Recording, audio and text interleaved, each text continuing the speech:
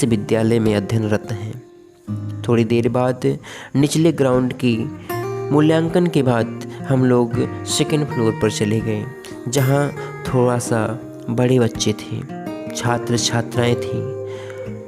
वहां पर मानव अंगों का भी प्रत्यक्ष प्रोजेक्ट तैयार किए गए थे। कहीं लंग्स का था, कहीं हार्ट का था और कहीं ब्लड प्रेशर का था।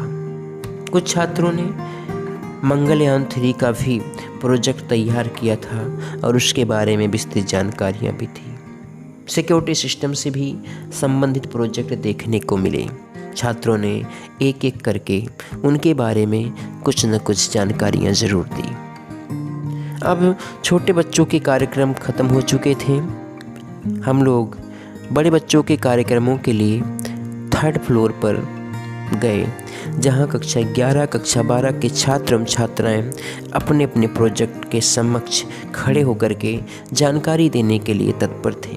हमने कक्षा 12 के विद्यार्थियों से बातचीत की। कुछ छात्राओं के प्रोजेक्ट बड़े अच्छे थे, उनसे उसके बारे में विस्तृत जानकारी ली गई।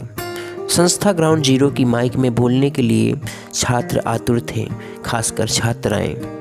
हमने विस्तृत जानकारियाँ इकट्ठा की और कई छात्रों से उनके प्रोजेक्ट के बारे में जानकारी ली। बहुत बड़े बड़े भी प्रोजेक्ट तैयार किए गए थे, जिसमें मानव हार्ट के संचरण को भी दिखाया गया था, जिसमें मानव के लंग्स के संचरण कार्यविधि और मानव के हार्ट की कार्यविधि को अच्छे ढंग से व्यवस्थित किया गया था, अच्छे ढंग से बताया गया था। छात्रों से साथ साथ छात्रों के व्याख्यान का भी तरीका ऐसा था जैसे किसी प्रोफेसर की बात सुन रहे हों। बाहर के अंदर के कार्यक्रमों के मूल्यांकन के बाद समस्त लोग पुनः अपने स्थान पर चले आए। ग्राउंड में बच्चों के कुछ सांस्कृतिक कार्यक्रम भी आयोजित हुए और उसके बाद विजयी प्रतिभागियों को मेडल और शील्ड देकर के सम्मानित किया गया। विद्यालय में भोजन और जलपान की व्यवस्था थी। समस्त छात्र छात्राओं को आग्रह किया गया कि वो भोजन ग्रहण कर ले। हम और हमारी टीम लगातार कार्यक्रम के मूल्यांकन करते रहे और छात्र छात्राओं से बातचीत करते रहे।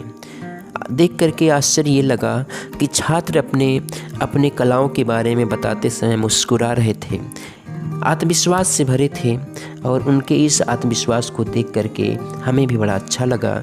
हमने विद्यालय को और विद्यालय के उन अध्यापकों को जिन्होंने बच्चों को पढ़ाया है, सिखाया है, उन्हें धन्यवाद भी किया। कुछ ऐसे विद्यार्थी थे जिन्होंने समूह में कार्यक्रम का संचालन किया था। इसमें कक्षा 8 के विद्यार्थियों के द्वारा मोबाइल से संबंधित एक कार्यक्रम आयोजित किया गया था, जिसमें एक लंबी टीम थी उनसे हमने बातचीत की तो छात्रों ने बताया कि हम लोगों ने इसलिए कार्यक्रम आयोजित किया था ताकि मोबाइल का सदुपयोग लोगों के द्वारा किया जाए। ये छोटे बच्चे थे, जूनियर कक्षाओं के बच्चे थे। बड़े क्लास के बच्चों के साथ भी हमने बातचीत की।